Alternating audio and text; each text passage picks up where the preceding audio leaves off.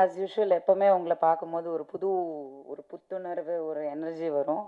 அந்த எனர்ஜி வந்து இன்னைக்கு ரொம்ப ஸ்ட்ராங்காக இருக்குது. Thank you for that. And first of all I would like to congratulate and wish all the best to Vijay Satya and A. Venkatesh sir and team Amrish. அவர் தான் நிறைய நடிச்சிருக்காரு இந்த படத்தில். நோ ஆக்சுவலி நான் அம்ரிஷை வந்து எந்த சோஷியல் இவெண்ட்ஸ்லேயும் சினிமா இவெண்ட்ஸில் நான் பார்த்ததில்லை. நான் actually I have not seen him. Aunty எனக்கு நல்லா தெரியும். Aunty is very very very sweet. எங்கே பார்த்தாலும் எப்போ பார்த்தாலும் ஆப்வியஸ்லி அப்பா அம்மா காலத்துலேருந்து they've been family friends. So aunty ரொம்ப நல்லா பேசுவாங்க. But I've never seen him. நான் இன்னைக்கு பார்த்துட்டு தான் ஐ மீன் லைக் எனக்கே நான் கேட்டேன், இப்போ தான் கேட்டேன், ஏன் நீ வந்து எந்த ஃபங்க்ஷனுக்கும் you are not coming and நான் தெரியல. he said that was cute. Anyway, lovely music and I think all the songs are very big hits. So congratulations to that. இந்த படம் பொறுத்த வரைக்கும் சாரோட நான் ஏ வெங்கடேஷ் சாரோட நிறைய பேருக்கு தெரியாத விஷயம், நான் ஃபஸ்ட்டு ஒரு கம்பேக் பண்ணோம், நடிக்க வரணும்னு சொல்லிட்டு இப்போ நான் ரீசெண்டாக பிக் பாஸ்க்கு வந்து அதுக்கப்புறம் வர்றது மட்டும்தான் எல்லாருக்கும் தெரியும். ஆனால் ஆக்சுவலி ஒரு 10 வருஷத்துக்கு முன்னாடி நான் ஃபஸ்ட்டு வந்து என்னோட பாப்பா ஜெயனிதா பிறந்ததுக்கு அப்புறம் எங்கள் அப்பாவோட சண்டை எல்லாம் நடந்தது. அப்போ தான் நான் ஃபேமஸான மீடியாவில் திரும்பி அந்த டைமில் வந்து நான் பயங்கரமாக இழைச்சேன். And I wanted to come back in films. I thought why not அப்படின்னு சொல்லிட்டு ஒரு ஐடியா இருந்தது. அப்போ வந்து ஏ வெங்கடேஷ் சார் தான் ஆக்சுவலி ஃபஸ்ட்டு வாய்ப்பு எனக்கு கொடுத்தாரு. சும்மா நச்சுன்னு இருக்கு, பிரிட்டோ சாரோட தயாரிப்பில் வந்து சும்மா நச்சுன்னு இருக்குன்ற படம் நகுல்லோட அந்த ஒரு படம் நான் பண்ணிட்டு again I just I took a back seat. I think that was அந்த நேரம் என்னோட டைம் இல்லை. I didn't want to continue. But சாரோட நான் ஃபஸ்ட் டைம் ஒர்க் பண்ணேன்.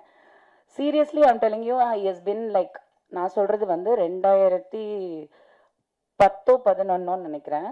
அந்த டைம்லேருந்து சார் வந்து நான் வந்து டைரக்டர் பி வாசு கிட்ட வந்து அசிஸ்டண்ட்டாக ஒர்க் பண்ண ஒரு ஆள். ஸோ ஒரு 10 படம் நான் வந்து ஒர்க் பண்ணியிருக்கேன் அவரோட.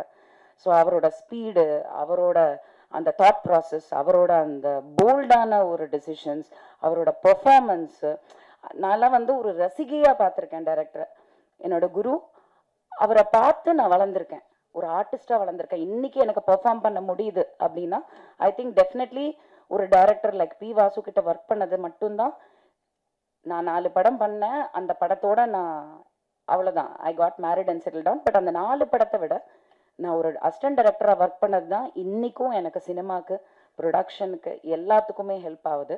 அந்த விதத்தில் அந்த வரிசையில் பார்க்கும்போது KS ரவிக்குமார் சார், யூனோ தேர் சில டைரக்டர்ஸ் வந்து ஒரு ஹீரோவை விட ஒரு ஜாஸ்தி ஒரு பர்சோனா, ஒரு அவங்கக்குள்ள ஒரு தேஜஸ், அவங்கக்குள்ள ஒரு ஸ்பீடு, ஒரு நம்ம ரசிப்போம், ஒரு ஆர்டிஸ்டாக ரசிப்போம் இந்த டைரக்டரை. அந்த மாதிரி நான் ஒர்க் பண்ணதில் வந்து A Venkatesh sir is one of the ace directors. ரொம்ப அடக்கமான ஒரு you know down to earth person. யாருமே வந்து அவர் பந்தாவே பண்ணிக்க மாட்டார். அவர் அவ்வளோ ஸ்வீட். த்ரூ த இயர்ஸ் நான் இப்போ ஒரு 4 படம் ஒர்க் பண்ணிட்டேன் அவரோட. அண்ட் அவர் இந்த படத்துக்கு கூப்பிட்டப்போ ஒரு 2 days ஆக்சுவலி என்ன ஆச்சுன்னா, இங்கே இருக்க தேன்மொழி என்னோட ஆக்ட்ரஸ், அவங்க மூலியமாக தான் இந்த மாதிரி ஒரு படம் எடுக்கிறாங்க. சார் வந்து என்னை கேட்டார், ஒரு 2-3 days தான் ஒர்க்கு, பட் ஒரு நல்ல ரோலு அப்படின்னு சொன்னாங்க. அப்புறம் எனக்கு காலே வரல. சம்திங் ஹேப்பன், யாரோ நடுவில் கேம் விளையாடிட்டாங்க ஆஸ் யூஷுவல். எனக்கு கால் வரல. எனக்கு வந்து சார் படம்னோன்னு நான் யாருக்கும் அந்த மாதிரி கால் பண்ண மாட்டேன். சார் படம்னோன்னு நான் வந்துட்டு நம்பர் வாங்கி ஸ்பெசிஃபிக்காக சாருக்கு கால் பண்ணேன். நான் சொன்னேன், சார் என்ன சார் நீங்கள் ஏதோ இந்த ஒரு கேரக்டர் ஏதோ நீங்கள் சொன்னீங்களா, அதுக்கப்புறம் என்னாச்சு சார்னோன்னா அவருக்கே தெரியல. அவர் சொன்னார், ஏம்மா உங்களை அப்ரோச் பண்ணாங்களாமே, நீங்கள் ரொம்ப பணம் கேட்டீங்களாமே. நான் சொன்னேன், சார் என்னை பற்றி கொஞ்சம் விசாரிச்சுட்டு பேசுங்க, நான் வந்து நிறைய பணம் கேட்டேன்னு சொன்னால் தயவு செஞ்சு நம்பாதீங்க அப்படின்னு. அப்படியா, சரி ஓகே நான் பேசுகிறேன். நான் சொன்னேன், சார் நீங்கள் எதுவுமே பேசாதீங்க, எப்போ ஷூட்டிங், எங்கே லொக்கேஷன் மட்டும் சொல்லுங்கள், நீங்கள் என்ன கொடுத்தாலும் நான் வாங்கிக்கிறேன். ஆனால் உங்கள் படத்தில் நீங்கள் அந்த கேரக்டருக்கு கூப்பிட்டுட்டு நான் வராமல் இருக்க மாட்டேன் அப்படி சொல்லி நானா லொக்கேஷன் போய் ஒர்க் பண்ண ஒரு படம்னா அது தில் ராஜா தான். அப்போ வந்து ஆக்சுவலி நான் how to call you Sathya ஒன்லினோ விஜய் சத்யா.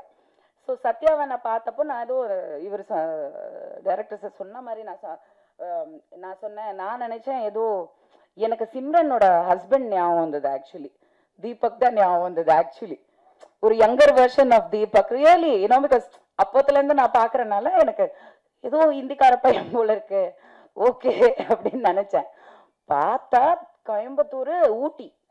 ஊட்டி பக்கா தமிழ். அந்த கலர்லாம் வந்துட்டு ஊட்டியோட அந்த இதனால வந்து colour. But very very very well behaved and very decent gentleman. அங்கே ஸ்பாட்லேயே எனக்கு தெரிஞ்சது his education, his knowledge and passion for cinema. Seriously இந்த விஷயம் நான் சொல்லி ஆகணும். இன்னைக்கு நான் ஒரு ப்ரொடியூசர், நானும் நான் வந்து Vanitha film productions. MGR, Sivaji, Rajini, Kamal was my 4th film. இப்போ ஒரு 5th ப்ரொடக்ஷன் போயிட்டுருக்கு. அந்த படம் வந்து கூடிய விரைவில் அக்டோபரில் வந்து அனௌன்ஸ்மெண்ட் வரும். உங்களை எல்லாரையும் அழைக்கணும். அது நான் அதனால் அதை பற்றி அதிகமாக பேசலை. பட் அதில் ஒரு சின்ன சஸ்பென்ஸ் இருக்குது. அது இத்தனை நாள் நான் சொல்லலை. Because of time is almost close. And இந்த மாதிரி பிரச்சனைகள் ஃபேஸ் பண்ணுறனால நான் வந்து இன்றைக்கி அதை பற்றி பேசி ஆகணும். நான் ஃபர்ஸ்ட் டைம் நான் நினச்சே பார்க்கல, இத்தனை வருஷம் கழித்து நான் ஒரு அசிஸ்டன்ட் டைரக்டராக ஒர்க் பண்ணது உண்மைதான். அது பேஷன், கற்றுக்கணும் சினிமா, அவ்வளோதான். தவிர இன்னைக்கு நான் வந்து ஒரு டைரக்டராக பரிமாணம் எடுக்கிறேன் இந்த படத்து மூலியமாக. Production number 5. இந்த படத்தில் வந்து நான் ஃபேஸ் பண்ணது ஒரு டைரக்டராக, ஜோவிகா தான் ப்ரொடியூசர். ஸோ உங்களுக்கு புரியுதான்னு தெரில. ஆனால் ஒரு ஃபஸ்ட்டு படத்துலேயே வந்து எவ்வளோ சினிமாவை பற்றி கற்றுக்க முடியுமோ. ஏன்னா அந்த படத்தில் வந்து ஒரு 27-28 ஆர்டிஸ்ட் இருக்காங்க. எல்லாருமே சீனியர் ஆர்டிஸ்ட், எல்லாருமே பர்ஃபார்மர்ஸ், எல்லாருமே ஃபேமஸ் ஆர்டிஸ்ட். இத்தனை பேரை வச்சு நாங்கள் தாய்லாண்டில் ஒரு 70% கம்ப்ளீட் பண்ணி, இங்கே வந்து ஒரு 30% கம்ப்ளீட் பண்ணி இப்போ போஸ்ட் ப்ரொடக்ஷன் போயிட்டுருக்கு. வித் காட்ஸ் கிரேஸ் படம் முடிஞ்சது. ஆனால் ஒரு ஹீரோவோட சப்போர்ட் வந்து இந்த அளவுக்கு இருக்கணுங்க. Seriously I have to tell you. ஏன்னா நான் பார்த்தப்போ வெறும் ஹீரோவாக தான் பார்த்தேன். ஆனால் இந்த படத்தில் இன்னைக்கு ப்ரொடியூசரை தாண்டி வந்து நின்று ஒரு படத்தை வந்து நம்ம கொண்டு வரணும், இவ்வளோ எஃபர்ட் போட்டாச்சு, அதை கொண்டு வரணும், ரிலீஸ்க்கு கொண்டு வரணும். அதுக்கான என்னெல்லாம் பண்ண முடியும், யார்கிட்டெல்லாம் பேச முடியும், என்ன எஃபர்ட் எடுக்க முடியும், அந்த சின்சியரிட்டி, அந்த ஜென்யூனிட்டியே வந்து லைஃப்பில் வந்து நம்மளை வந்து எப்படினாலும் ஜெயிக்க வச்சிரும். அது ரொம்ப முக்கியம் சினிமாவில். அது இல்லாதனால தான் சினிமா அழிஞ்சிட்ருக்கு. பட் என்னன்னா இது எப்போவுமே நீடிக்கணும். சத்யா கரெக்டா? இவங்க பாம்பேலேருந்து வந்திருக்காங்க. She is Kannika. Hi, thank you for coming from Bombay like a South Indian girl. But remember one thing I am telling you today, be like this forever. நாளைக்கு உனக்கு மேபி பல கோடி ரூபாய் சம்பளம் கிடைச்சி பெரிய ஹீரோயின் ஆகலாம். ஆனால் நீங்கள் இப்போ what ever you are, remain the same. ஏன்னா எல்லாம் ஆரம்பத்தில் நல்லா தான் இருக்காங்க. அதுக்கப்புறம் வந்து கோடி, 10 கோடி, 7 கோடி, 6 கோடி அந்த படத்தில் வர்ற மாதிரி டைலாக் தான். ஸோ அந்த விதத்தில் வந்து I wish Sathya all the best. I think he is performed very well and he looks like நிஜமாக வந்து ஒரு பெரிய கமர்ஷியல் ஹீரோக்கான ஒரு லுக் கண்டிப்பாக இருக்குது. தமிழ் பையங்க சப்போர்ட் பண்ணுங்க. ஹிந்திக்கார பையன் கிடையாது.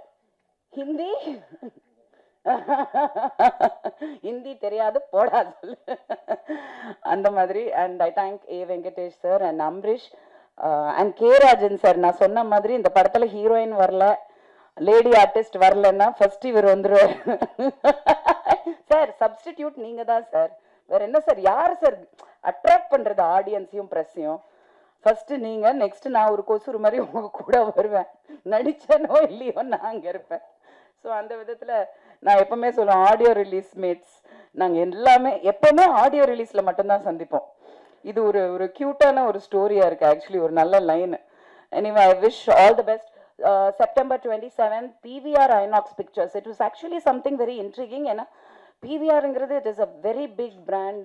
INOX, in fact I think most of the theaters today is PVR INOX.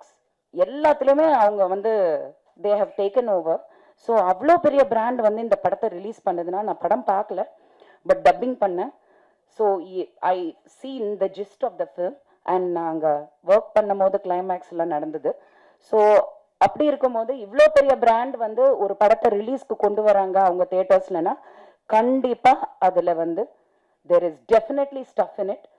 100% தியேட்டர்ஸில் போய் பாப்கார்ன் வாங்கிட்டு படம் பார்ப்போம். And I wish the team all the best. Thank you.